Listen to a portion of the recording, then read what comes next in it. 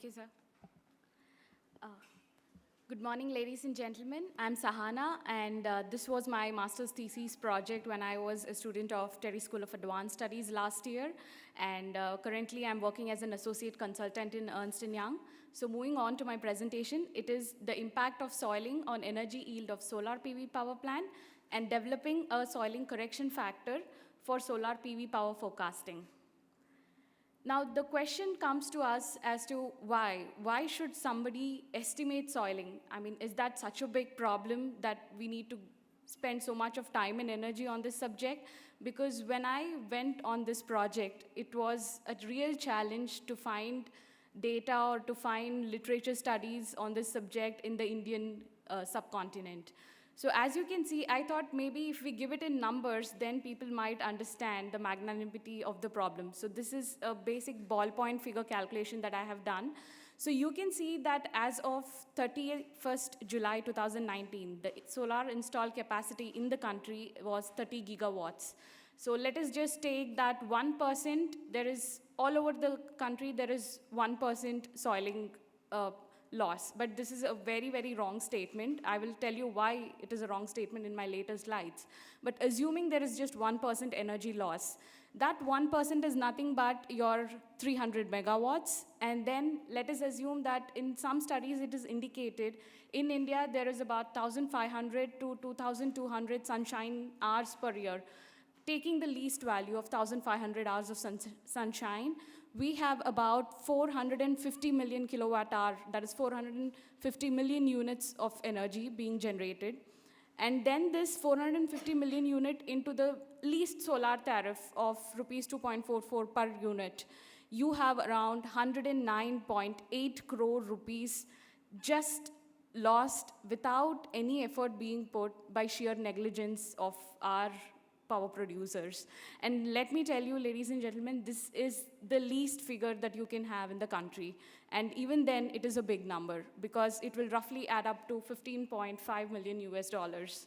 And in a country where we are spending so much money in installing solar capacity and coming up with huge targets for solar power, I think this number is very crucial, and therefore soiling is not just any individual power producer's problem, it is a huge macroeconomic problem.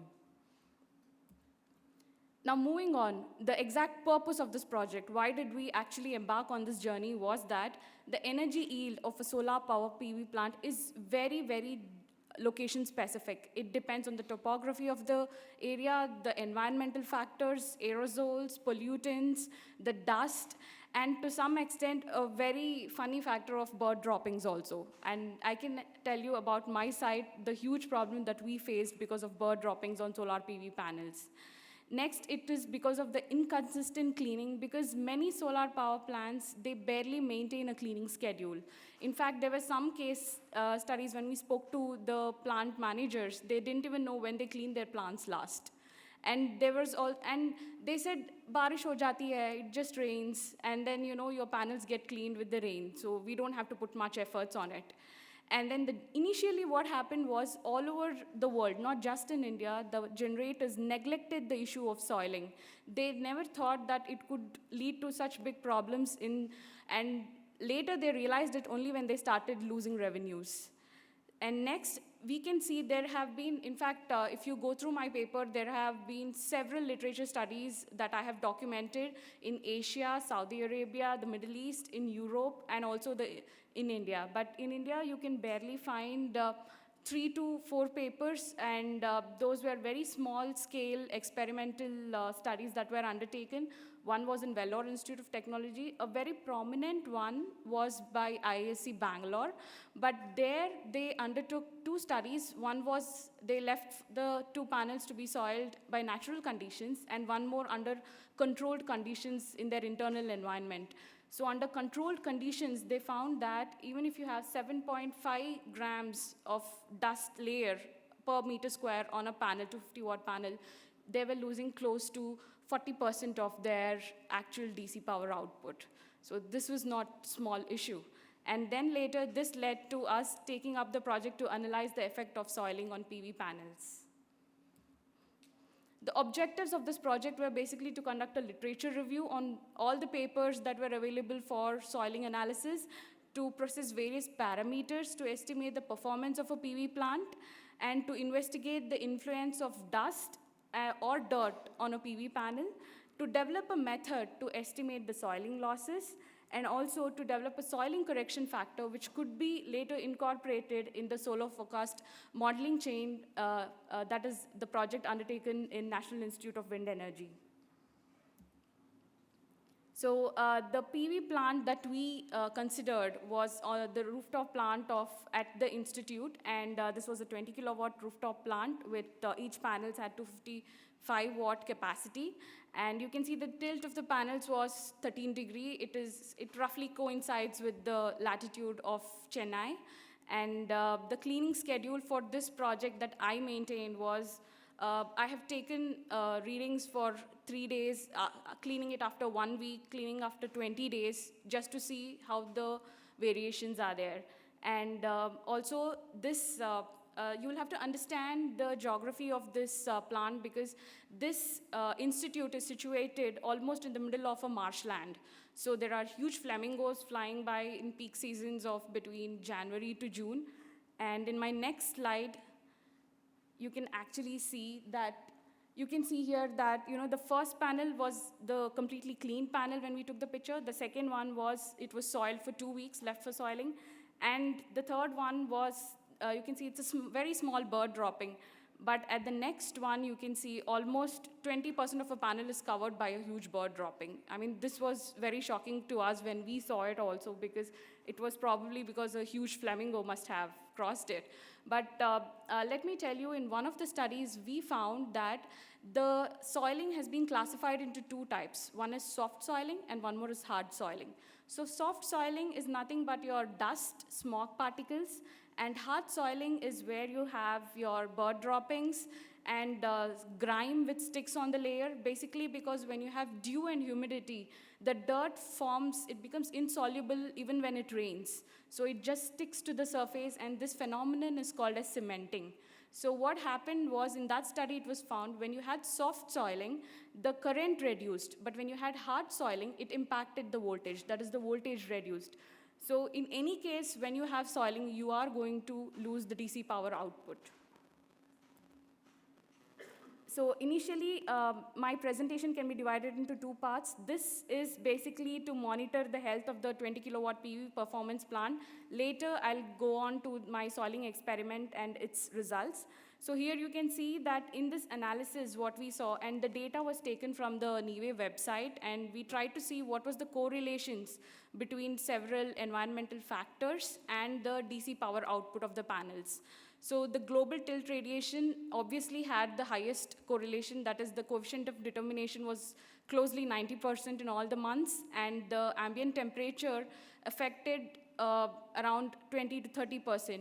But in my next slide, so you can see the monthly average, that is the performance ratio of the plant was around 75 to 78%. And the PV efficiency was close to 12%, but at STC conditions, the PV efficiency was actually 15.12%. And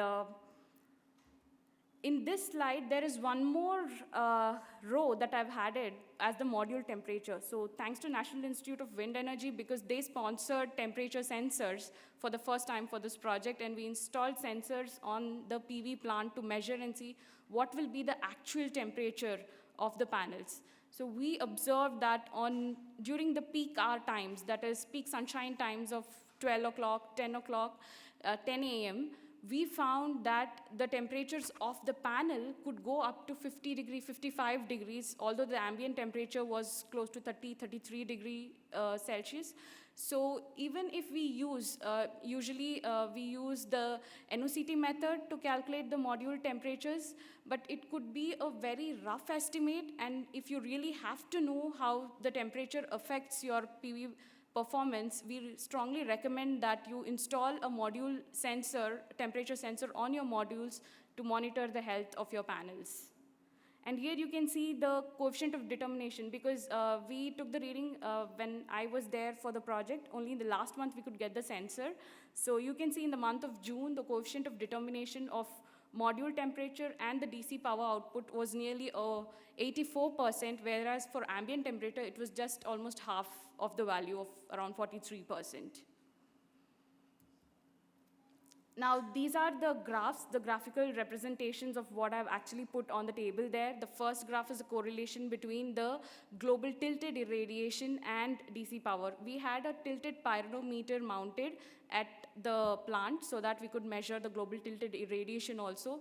And you can see how well it matches with the DC power output in the month of June 18. We have chosen this month just arbitrarily. There is no reason as to why you cannot choose any other month also and see similar results. And correlation between the relative humidity and the DC power is your next graph, where you can see I showed in my table also it was around 20%. And this is actually the correlation between your ambient temperature on the left side and the DC power. On the right side, you have your correlation between the actual module temperature and DC power. So the correlation can be very well pronounced in this graph, and you can actually understand how well temperature plays a major role in actually maintaining the PV performance and the health of the PV panels.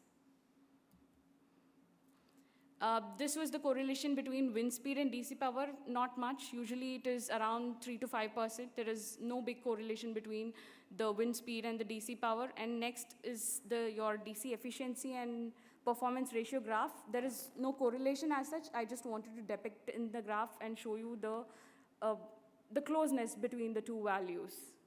So the better your DC efficiency of the panel, the better will be the performance ratio of your PV plant. Now, coming to the actual soiling experiment that we undertook. So basically, we designed the experiment, and we had special energy meters installed. Dr. Waldel from Overspeed sponsored. Sahana, it's a nice presentation, so you get 2 to 3 minutes more. You can wind up in 2 to 3 minutes. Okay. So moving ahead, this was our experimental setup for the soiling analysis. And you can see that we had one uncleaned panel and one cleaned panel. So both these panels, the data was getting logged in the energy meters, and we were getting almost 1 minute resolution data, which was monitored. And this was actually the experimental setup pictures. And the soiling analysis results are documented here, the least and the maximum value, along with the rain of the monthly average. And the next graph is what actually I want to show you, is because you can see that humidity and rainfall plays a very important role in your soiling analysis. So in the first red block that I've highlighted, the rainfall is very high, more than 2.5 mm, but then your soiling reduces drastically. But if you see the second block of the purple block, where there is lesser rainfall, around 0.2 mm, but then the soiling increases, it doesn't decrease. So your amount of rainfall plays a very crucial role to estimate how much of soiling is getting reduced. Therefore, and this was the soiling analysis we have from June to October. And the main intent of this project was to estimate a soiling correction factor, which can be incorporated in the solar forecasting model chain. So it will act as an input for the finalized DC to AC model. And you can, as I've already told you, these are the special characteristics of the soiling factor. A soiling factor is location specific. You cannot have generalized soiling factor for a region or for a country. So by a thumb rule, if your power plant is more than 5 megawatts, it is important that you install a soiling estimation, a soiling experiment, or an apparatus where you actually measure the soiling every day to know devise your cleaning schedule and also to maintain the plant. And this experiment we are proposing should be undertaken in major power plant sites. And at least for 1 year, you will have to collect the data every single day to be able to predict the soiling or estimate the soiling for your next year. And then soiling factor should be a very important factor and incorporated in a soiling solar forecasting, because it is very important that you understand the difference that it will give for the accuracy of your solar forecasting. And the key benefits of this project, actually we came up with this experiment with minimal cost as much as possible, as less as possible, because you will get soiling measuring sophisticated apparatus where it measures the spectral transmittance, but then it's very expensive to make that amount of investment. But I would say with this simple experiment, you will be able to achieve the same benefits and also make sure that there are multiple benefits for this experiment. Is one thing is you can measure your GTI with the same apparatus. You can also estimate the soiling losses and at the same time monitor the health of the PV panel. And also at big, huge power plants where your pyrometers and sensors are there, it is very important that you clean the dome of your pyrometer. So when you embark on this journey of cleaning your reference panel every day, you will be able to make sure that you're also cleaning your sensors and ensure that your readings are right. And also we should make sure that the estimated power is before you go on to install a huge power plant in that site. If you undertake a soiling study, you will be able to estimate what is your energy yield for that region, or what you can expect as the output, and it may not affect your revenues, given that we have so much of deviation settlements being paid to the SLDCs now with forecasting errors. And also we can say that finally with the solar forecasting, this soiling factor, we will be able to improve the accuracy of solar forecasting. So with this, ladies and gentlemen, I come to the end of my presentation. Thank you all for your time, and if you have any questions, you're kindly asked them.